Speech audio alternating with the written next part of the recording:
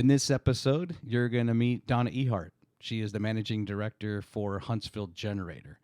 We talk about venture capital as it applies to North Alabama and the greater Huntsville area. The companies that Gener8tor has already worked with, and then the companies that they will work with. One example of that is an upcoming spring showcase, a launch tank event type thing that's going to highlight their G Beta Accelerator program. You're going to learn about the difference between G Alpha, G Beta, and the investment accelerator programs, how long each of those are, what entrepreneurs they're trying to target in those programs and in those cohorts. The bottom line is there is money to be had, if you will.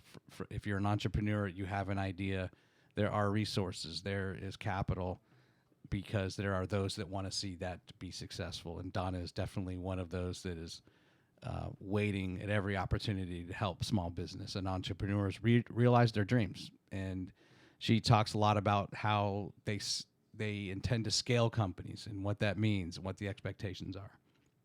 And she will also highlight a few examples, one being Bev Live and another one being Zaden Technologies. So I hope you enjoy the episode, and remember to check out part 2 when you see that post. Remember to like, subscribe, rate the show. Please spread the word, as really excited about the growth of the show, and be on the look for some new exciting things on the horizon for us. All right, we are up. This is the Our Town Podcast. So how you doing today? I'm good. Yeah? I'm good. How about you? Real good. Yeah, I mean, summer's here. Thank God. The heat is here.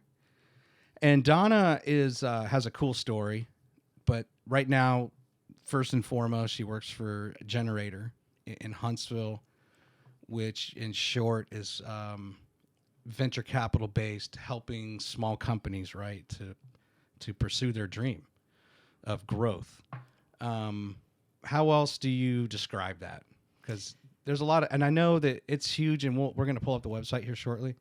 And there's a lot of other things that Gener8 gets involved with. But I think fundamentally, right, when you think of venture capital and there are other Gener8tor type programs in the greater Huntsville, North Alabama area, accelerators.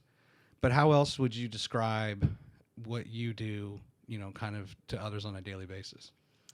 Well, I think you nailed it in the respect that Gener8tor is a venture capital firm. Mm-hmm. We focus on supporting startup companies and startup founders. We have accelerator, which are investment programs, and we have pre-accelerator programs that help companies get ready for investment. Okay. And so my role is working day to day with founders from Northern Alabama. And what's really interesting is a lot of them don't see themselves as entrepreneurs or innovators. They see themselves as solving a problem that they had, whether it was in their business or they've perceived from the community, and they've just gone out and built it. And so when you ask them, how do you see yourself? Are you an entrepreneur? And they're almost hands down, the answer is no. Steve Jobs is an entrepreneur. I'm just doing my thing.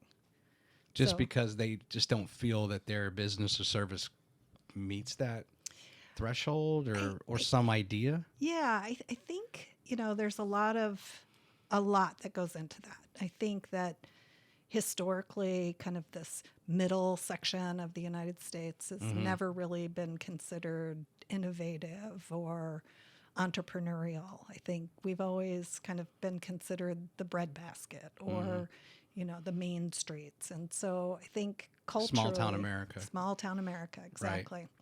And so I think that's part of it. I think another part of it is, we all struggle with imposter syndrome. And as soon as you put a title on something, you immediately try and figure out how you line up with that title. And so I think that has a part of it as well.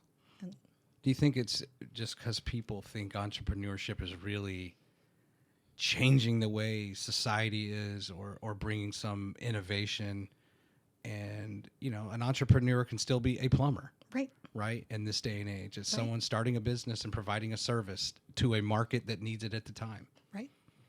Right. And so it's really just, and I think some of that goes to, you and I were talking just a little bit before we went live on just a lot of the way we all grow up, and we always assume maybe we're not as good as someone else. I talked about this on an episode that it'll release tomorrow with Joey Cece, episode 67.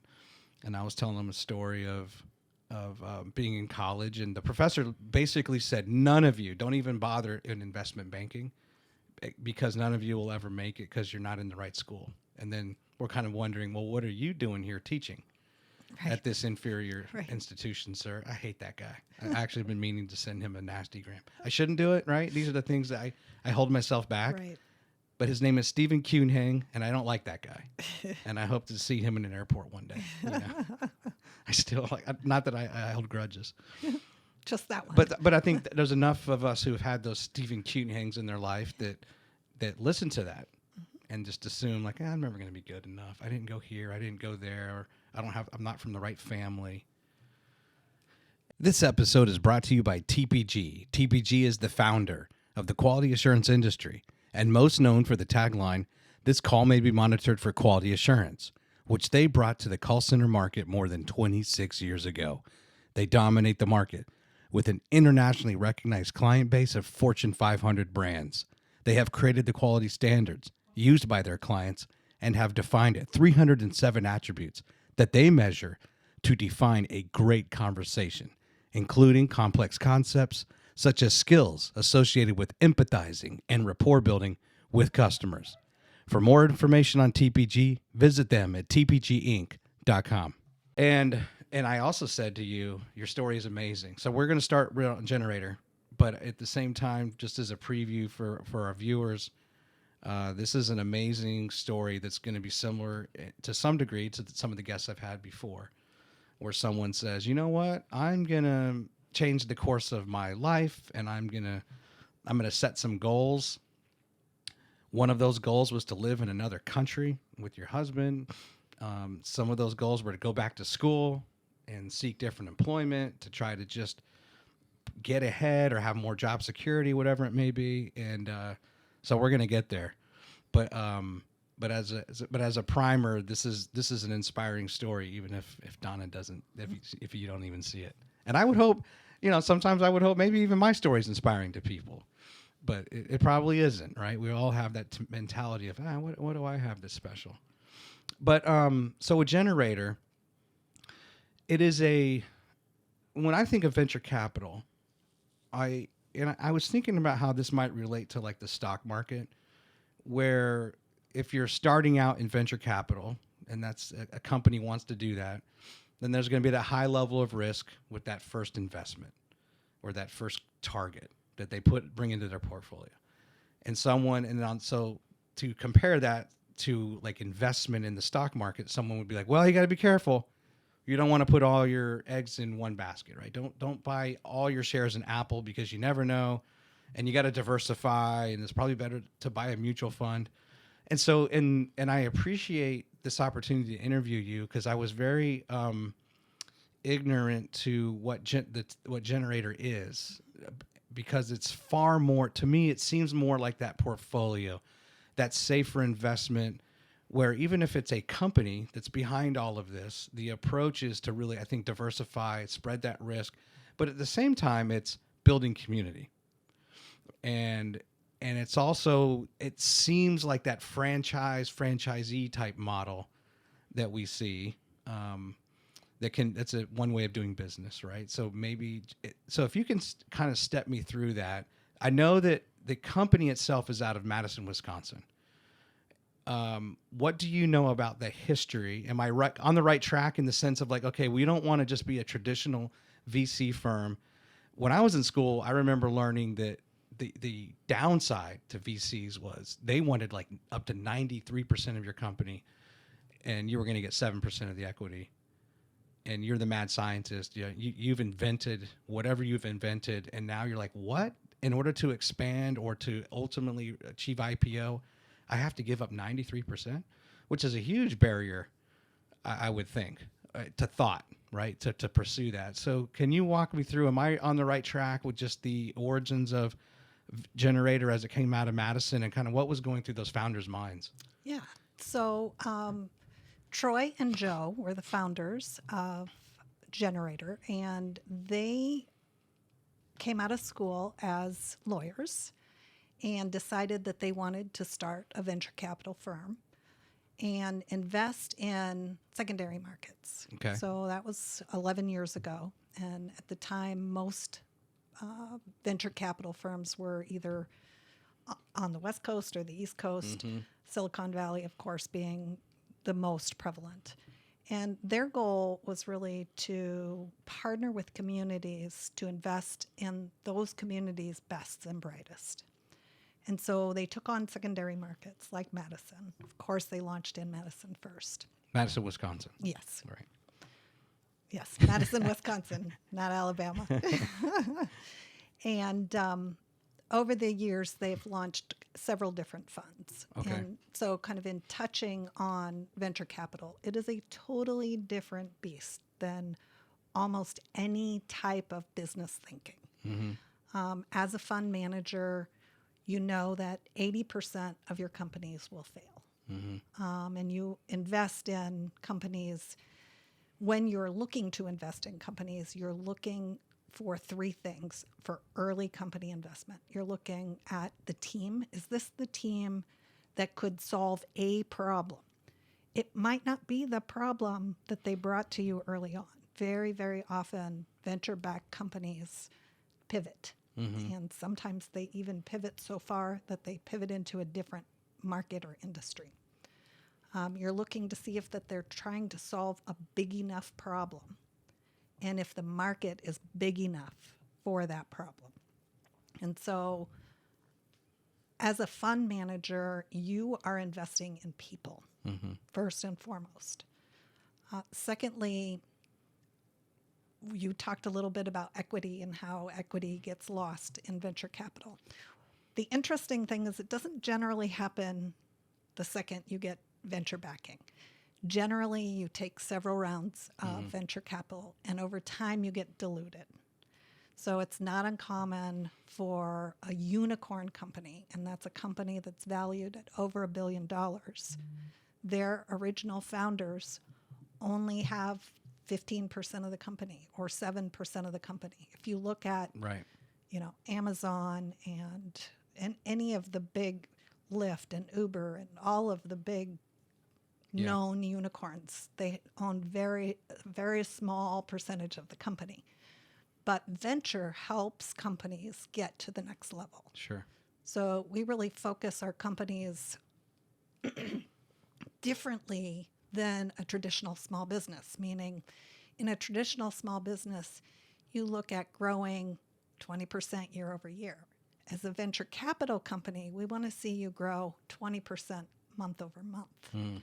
And so we really focus on, can you sell? Can you sell reliably? Can you sell at scale? And then finally, can you sell at profit? And so very different approach to how a company would go to market. So when you were talking about the pivot earlier, so that's the assessment of your management team, and then maybe the introduction of you bring in a new managing director or someone to help, or the ownership. I'm trying to how do I refer to? I think the managing directors are those that come from the VC firm hires, right, to come in and oversee operations, right, and in many cases working with the is that me or you? I guess that was me. Sorry. To just kind of assess, okay, yeah, we've got something good here, and the managing director will just help to scale that, or we're kind of there, but introduce some new ideas and maybe possibly a new direction, but at the same time knowing that team can pivot with that. Is that accurate? That is really accurate. And I can say, I can give you an example. Sure. So in my last cohort, last fall, I did an investment accelerator program. And one of the companies named BevLive, shout out to BevLive. Bjorn. Yeah. They were delivering a live streaming platform that connects wineries to consumers. Okay. and they met a lot of potential mentors. So part of the program is we introduce them to 75 mentors and up to 100 investors. And they had gone through meeting after meeting, and it just didn't really resonate with the people that they were speaking to. And so we did a whiteboarding session, and we really dug in to kind of understand what it is they're delivering.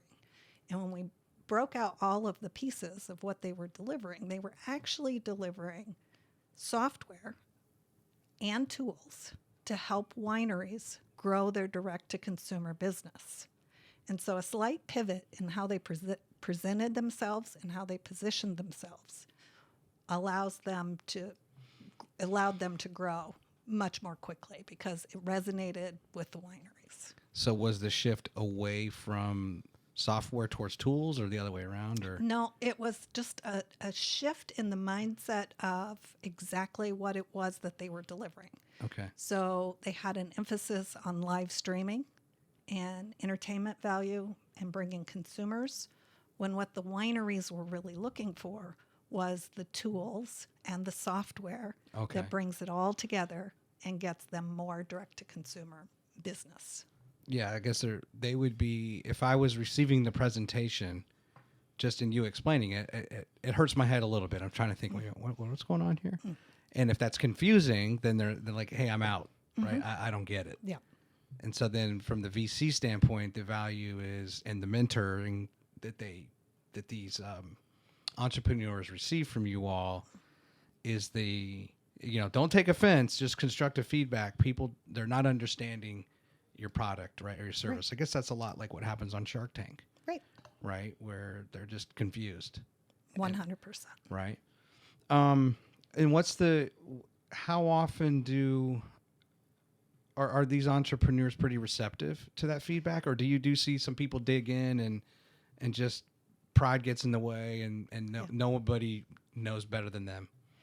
We see all ends of the spectrum, right? So we know, though, that the ones that are most successful are the ones that are sponges and are open to feedback and are open to kind of taking in ideas and putting them in their internal feedback loop and figuring out what works for them. Those are the most successful entrepreneurs. I've had a few entrepreneurs that they know what they're doing. They don't want to take feedback. They don't want help doing it. Yeah. And those are the ones that typically stumble and don't grow as fast as the entrepreneurs that are open and willing to kind of think outside their own boxes. Let's pull up the website. So what I'm going to do is I'm going to switch to this view. It kind of blocks you out. You can see on the top right, you actually see the page, right? Yep. And for everyone else, it's just and kind of a picture in picture.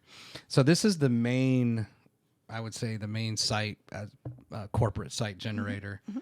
And then it shows, I love stats like this, where it says, there's 228 accelerators going on right now. It's just a dashboard. And then you scroll down to, let's look at investment accelerators. And then you scroll down, and then it's by state. Like, here we are in Alabama. And then we go to Generator Huntsville, which is you. Mm-hmm. So a couple origin questions. First, when did Generator Huntsville come to be? When did that come to be? So that was 2021. We worked really closely with RCP companies. Yes. And they developed the Mid-City Accelerator Foundation. And they were instrumental in bringing Generator to Huntsville. Okay.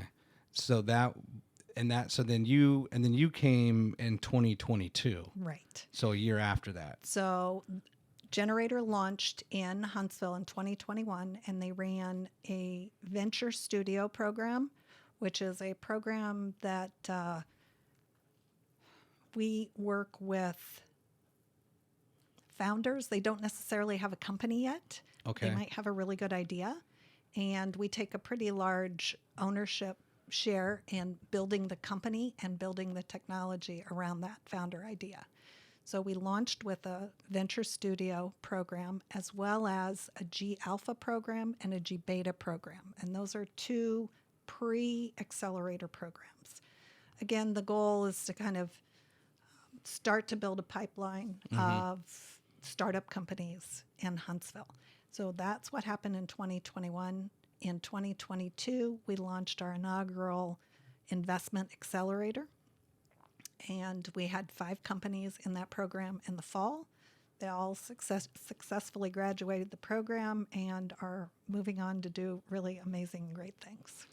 So then they, going back to what you said, where I think you said around 80% of a fund manager's portfolio fails, then Gener8tor's idea is you will decrease the number of failures through, well, kind of a secondary market type thing, or really focus, I guess. Okay, so focusing on the secondary market, not spreading yourself maybe between first and secondary and tertiary, and also just having a lot more of involvement at the community level and building those relationships, that type of thing. Yeah. Is that 100%? And so that does there some sort of metric where it reduces from 80% now to 50% or 40% on the failure rate? I wish I had those numbers. Yeah. I think we're still trying to figure it out. Okay. Some of the things that we're doing as a venture firm, we know that a big portion of our companies are going to fail because we're investing in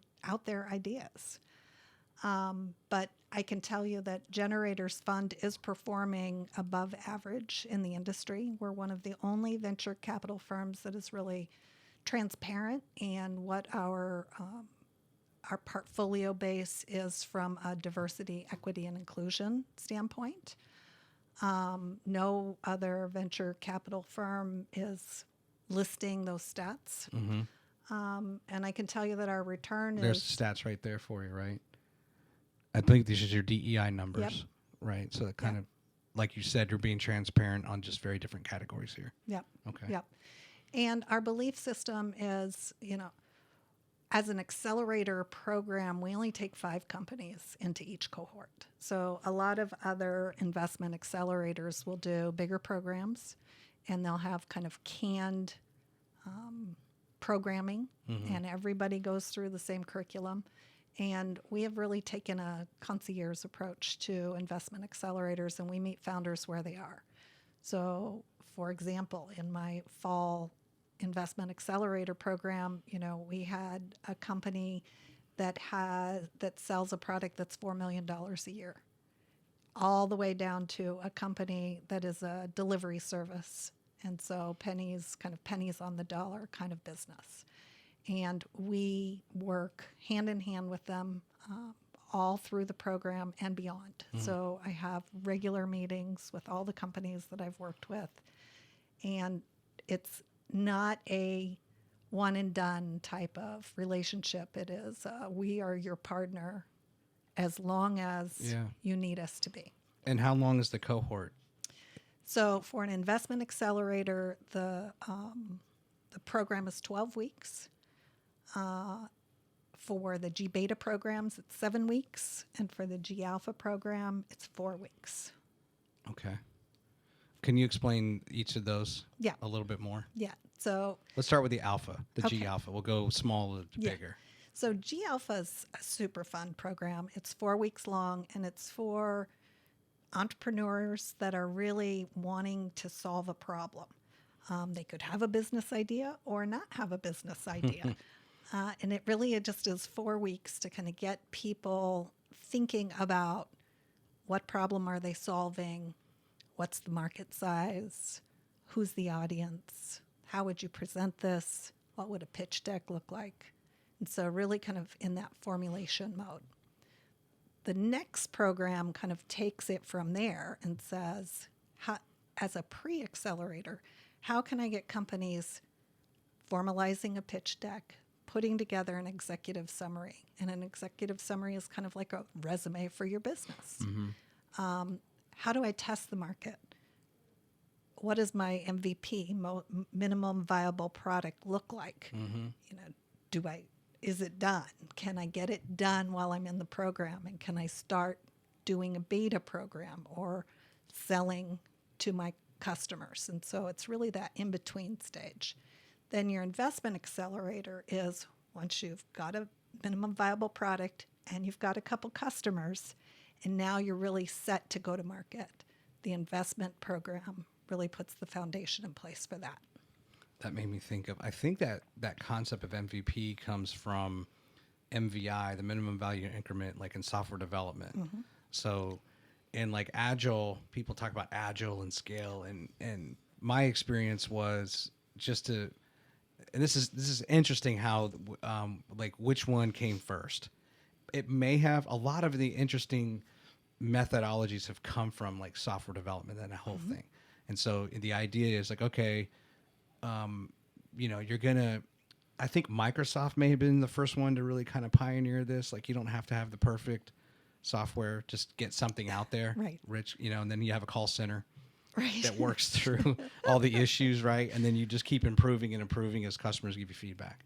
But the idea was, what is, like you're going to work for 3 weeks and then you have a delivery, and then you're going to work for another 3 weeks and you do a delivery, and you have a customer or a manager that's constantly helping you with, are we working on the right things? But ultimately that minimum value is, what can you deliver? Right. Right. And then you're going to deliver that.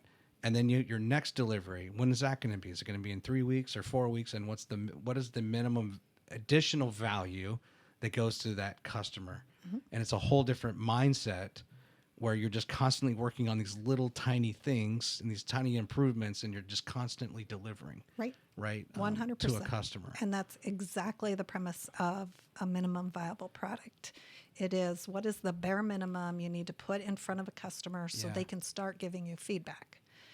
Traditionally in product development, you have a product roadmap, and the roadmap is for the next 3 years, and this is the feature set that you're going to deliver Right. over this. That is not the concept in kind of the startup world. The startup world is you put the minimum product out there, you get feedback from your customers before you ever build Right. any features. Do they do the whole book of work type thing where there's some sort of, even if it's subjective, some sort of scoring system, and then therefore everything, let's say it's out of 500, then you start with 500 and 499, whatever those features are that have the highest score, but then you're constantly revisiting that, right? And saying, well, what score would you give this? Well, I give it a high, no, I'll give it a medium, I'll give it a low. And then those things kind of constitute that MVP delivery, right? Yeah. One of the best resources, I think, out there for people that are thinking about minimum viable products and how to test for future is the Lean Startup. Yeah.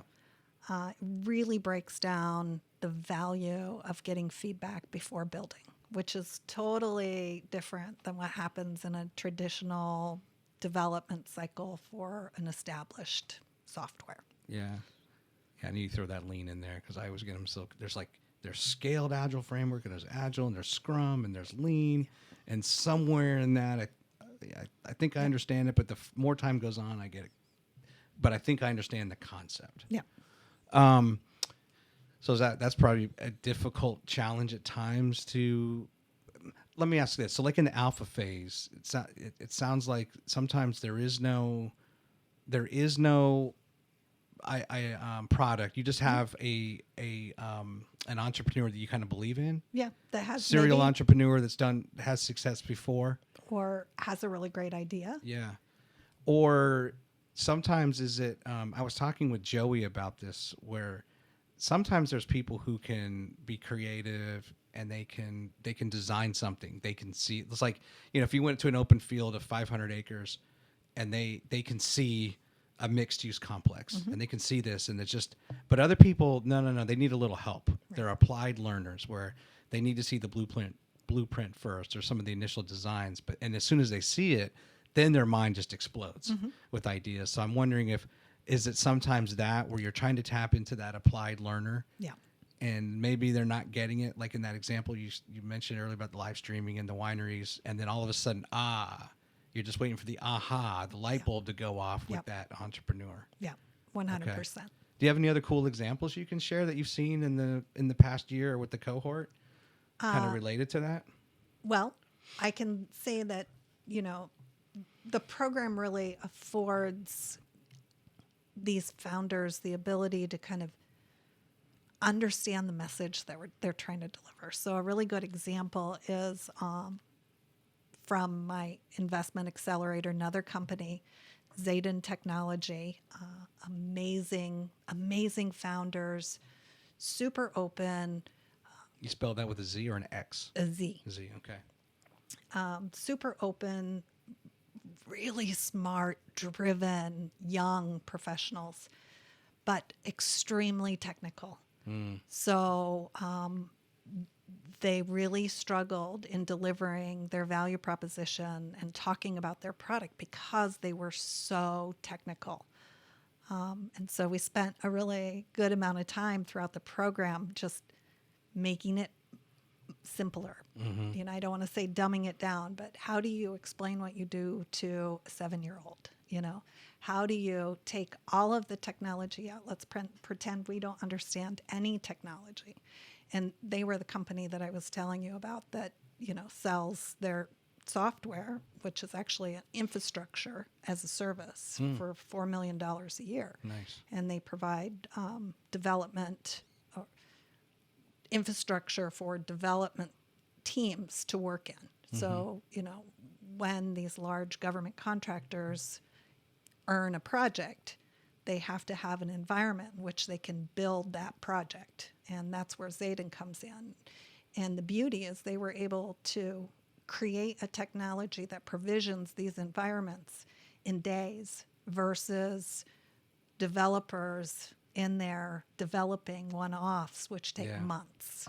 Are they doing it in the cloud? Or They are. Are they in both? Yeah, both on-premise and in the cloud. And yes. even probably a hybrid too. Yeah. Throw in there. Yeah, that's interesting. It's a very difficult concept to try to explain to someone just in general what cloud is. Right.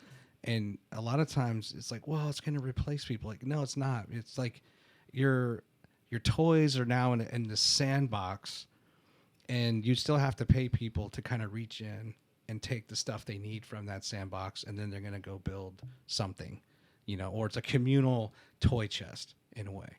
And that's what the modern day developer engineer needs, right? So then it sounds like Zaden's going to be the type that's going to give them this package or that package, and they basically, and all the profiles and security features, and they're ready to go. They have a development environment that's, you know, and then if you even throw in security protocols on top of that, that operates in a secure manner for that particular customer, right? Yeah. There's been a lot of cool innovations that have come that had to happen because of cloud, and it's just different. Yeah. Right, the way things are done. Yeah. And so, as you can imagine, in that environment, it's highly technical. There's a billion different choices and options. And the traditional way that companies had done that was to hire a team of engineers, 10 engineers to work for 9 months to build this environment. But having gone through a couple contracts where they've built out these environments, they were able to really understand where some of the SAMs are and where some of the choices were, and easily be able to provision that quickly. And that could save almost up to a year on a contract. Well, the other thing that's important is that if you're renting cloud space, that you have to have the engineers who are smart enough to know, hey, make sure you turn off the meter, the billing meter, when we're not using our stuff. Otherwise, it'll just keep running. Right. And there's a lot that goes into that. Or let's say you're paying for data storage. Well, as soon as you can, move it to on-prem where you're not paying, you know, but sometimes there's a transfer fee too. But you have to just work that, right? And that's where it's invaluable to have people who understand that and know how to provision things, or even like don't provision a server that you don't need that much compute, right? Or that much RAM, because you're paying, you know, just pay for what is optimized for what's needed. Right. And it's a whole different animal. So then what drew you to, how did you get recruited to come to join Gener8tor in Huntsville and lead, I guess basically really become the first kind of executive director for it, or really take it to where the goal, I think it was, right, for this area? Yeah. So managing director is my title. Okay. And I had kind of put out to the universe that it was time for me to kind of find a smart engineer, a couple engineers that have built some cool technology that I could help them put a company behind. So I've spent probably the last 20 years helping companies grow. So putting infrastructure in place to help them grow. Mm-hmm. And I thought, oh, it'd be fun to, find a couple engineers that have built something cool. And so it's kind of what I put out to the universe. I was somewhat between gigs, and interesting enough, through a friend of a friend, I learned about Gener8tor, and Gener8tor was hiring in Huntsville, and I applied for the position. And So you were just kind of trying to get into the game. yeah, I wasn't thinking venture capital. I really was just thinking, I was trying to keep it as open as possible, because I find when you think about the things that you want to do, you think about the tasks that drive you and the things that give you energy and like make you want to just jump in. And so I was trying to keep it as open as that, but I knew that I wanted to work with early company, and I wanted to help them kind of get systems and processes in place and get early sales. And came across Gener8tor. We interviewed, hit it off right away. I started in July, and our investment accelerator started in September. So I had a really fast onboarding process. But it's been so much fun and such a wild ride. And what kind of were you who they were looking for, and how competitive was the managing director position that you ultimately got? That's a really good question. I never asked how many people had applied. I think I didn't probably want to know. Right. I do know now, having been with Gener8tor a while, I know we get hundreds of applications for those positions. We have several managing directors across the United States. I think you saw on the website we're in 41 communities. It's a mixed bag on kind of backgrounds and experiences. We have PhDs. We have people that were in journalism, media. We have people that were in VC. We have people that started their own startups. In fact, our entrepreneur in residence was a Gener8tor graduate from 2014. Okay. And he grew his company and sold it. And decided he wanted to give back. So he had a very successful exit, and on his bucket list was to go to work for Gener8tor so he could give back. Oh, wow. Yeah. So how well known is, obviously you found out about it or were led to it. How well has Gener8tor done to market themselves? So that I've only been here a year and a half. Yeah. And I haven't really been paying attention, because it's not necessarily, yes, I am an entrepreneur, right? I guess I shouldn't discredit myself with what I have going on here, but I also have a full-time job. And, and between the energies that I put into both, I just haven't been yet at the point. I've been kind of, and we can talk after the fact, but I've been talking about like, well, how did you take a podcast to like a different level? What is it that's not being done and what's not being serviced, right? That potentially, I could create a different market. But having said that, I just wasn't aware. I am becoming more aware as I interview people. And there was the Singing River Trail launch tank. They're trying to, that's an economic development thing. I'm aware of Mark II Ventures, I believe, who are in town. I heard Chad Emerson, who used to be the CEO of Downtown Huntsville, had a podcast, and he interviewed, I can't remember the guy's name, from Mark II. And then I come across, of course, I'm going to interview you.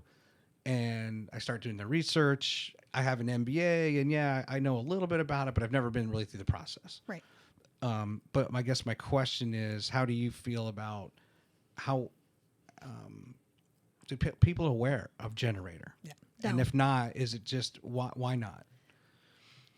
Yeah. So tough question, right? Well, I got to fall on my sword here. So part of my role is really developing community. And I'm just now coming upon a year. Yeah. I've already run 2 programs.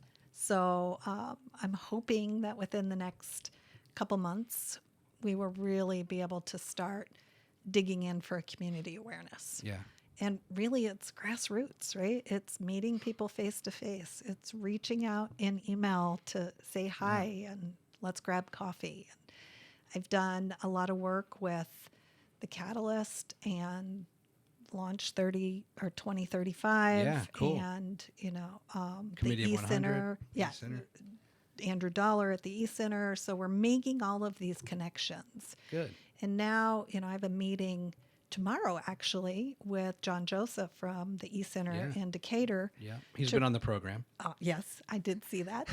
And I really want to dig into, how through Launch 2035 can we bring together kind of all of these resources. There are so many resources available in Huntsville, and how can we bring them together and create more awareness in the community for all of these resources, not just Gener8tor. Yeah. The chambers are amazing, and the EDC is amazing, and you've got the Catalyst, and there's just so many resources available to people that are developing companies or growing companies. Yeah, that's going to be a great conversation. John is an amazing guy. I love him. You've probably been told about Tony Eberhard. Oh yeah, right. Very close to Tony. Did you go to the launch take event at Athens State? Yeah, you were there. I actually was on the coaching committee. So you were okay. We coached the finalists to pitch, and from that program, I took one of the companies that was the finalist into my G-Beta program. Okay. And I'm working with another founder that was one of the finalists on the side to kind of help her on her business. Yeah. Well, that was, I'm sure, a very difficult decision for all of those involved. Yes. Because there's some really cool ideas. Yeah. Well, and that just speaks to Huntsville, right? As far as, it's not like by collaborating somehow that's going to diminish or minimize what you can get or anybody else. There's a huge pie out there, and there's plenty of pieces for everyone to be full and then some. And when I was talking to Joey Cece about it, he was like, look, if you just want to get involved, and I'm in the same boat as you, and this is no way a knock, because you start in July, you have to deliver a cohort in September. You're gonna get there when it comes to marketing and where that fits into your. But every entrepreneur struggles with that, right? It's the hardest thing. You go and you work really hard to get a contract, or you get a product and you get a deal, and then you have to put on your hat of delivering. Yeah. And then at some point you get so inundated with that you lose sight of the fact that what about the next customer, right? And then that vicious cycle kind of repeats. Yep. And so, but I think, and there is no, especially in this town, there is no substitute for just relationship building, go to an event, shaking hands, giving out cards, right? I'm actually on the John Joseph. You'll talk to him tomorrow about like the mentor program website, and I'm you're also on there. I'm as well. That's right. That's what I was going to mention to you. And doing research for the show, I noticed that we're both mentors, and hopefully people reach out. I would love that. I can't wait to have that first mentee and talk them through, like, what do you want to know? How can I help you? Right. And so it sounds like, you know what to do. It's just a matter of time and relationships, right? To put that together. But, I guess there's still a ways to go for us to get notoriety, right? We are a secondary market, as is Madison, Wisconsin, as is, I don't know, name another one, Charleston, South Carolina. Right. Maybe Austin, Texas is still there. I don't know if they're a primary market, but, I guess that's just the stigma. Yeah. Right? Yeah. On the national scale. But is that something then that are you getting training from the corporate office and you're sharing ideas with others at conferences and such? Absolutely. So, we are a very collaborative group. I think Gener8tor has really been a kind of distributed workforce from early on. I think after their first year, after they branched out of Madison, Wisconsin, they became a distributed workforce and are really awesome at communicating. And our founders will kind of meet with us every other week and really deep dive into kind of what they're pontificating on, and how can we help our communities. This year it's really helping our communities keep their investment dollars in their communities. So many communities, whether it's through investment funds or retirement funds or those types of things, will take that money outside of their community and invest it when there's so much opportunity within their community to invest. So if you think about like the Teamsters and how they have these funds that they are investing to grow for their constituents, and they're investing outside of their communities. So we're really working to help community leaders and fund managers invest in their local communities. Yeah. And it is all in education. I mean, not many people know that there is venture capital money available in Huntsville, Alabama. Not many startups know that, and not many investors know that. So it's a matter of... Do they just knee-jerk reaction? They start with like the federal SBA level, and that's it? Or they just don't go the VC route, and it's more of angel investors, or just family, or their life savings? Bootstrapping, yeah. Lots of bootstrapping. In fact, every company that I've worked with so far has bootstrapped and thought that they were always going to have to do that. And whatever they made in the business, they would reinvest into the business to grow the business. Yeah. At the very beginning, you talked about preparing companies to enter that process. What goes into that preparation? Well, a lot of it's education, right? Understanding what a different world venture capital is than kind of what they had traditionally thought they were going to do. Like I said, grow 20% year over year, reinvest where you can, grow as fast as you can afford to grow.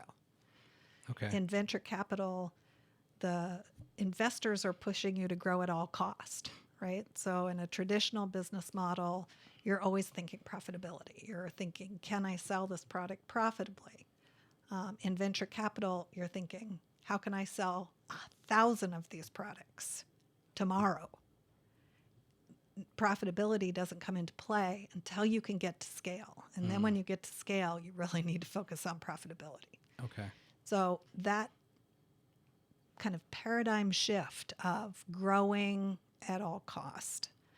And I say that cautiously because I think that was the belief system in venture capital a year ago.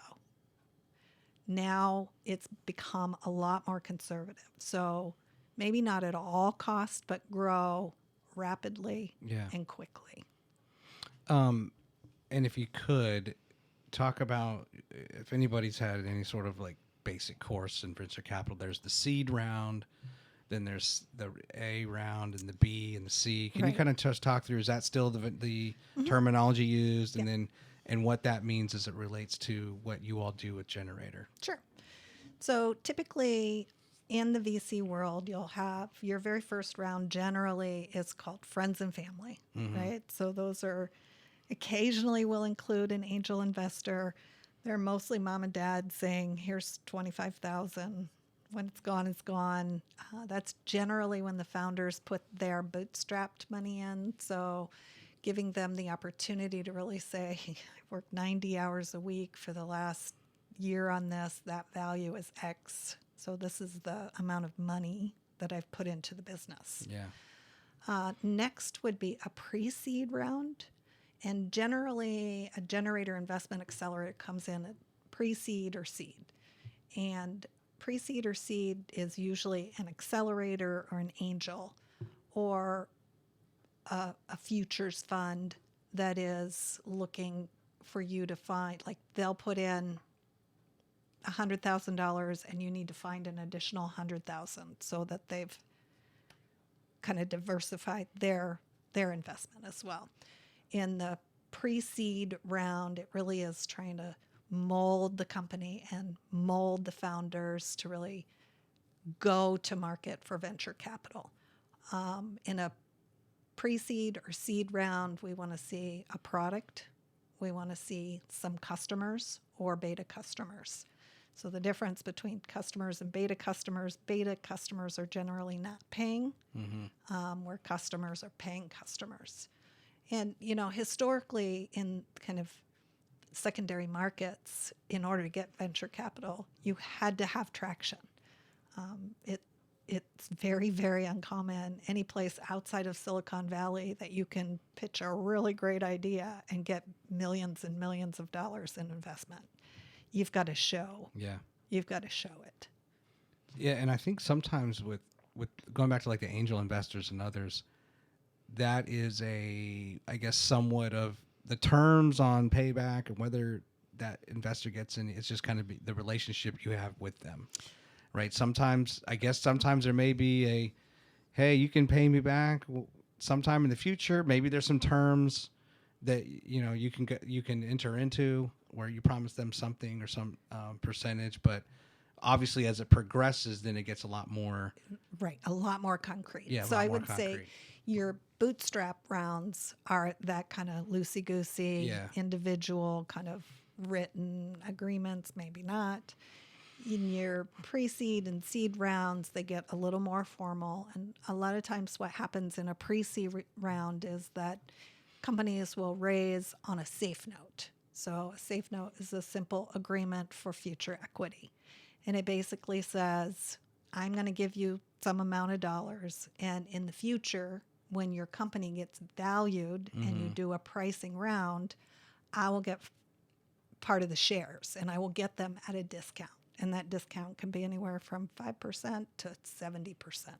Gotcha.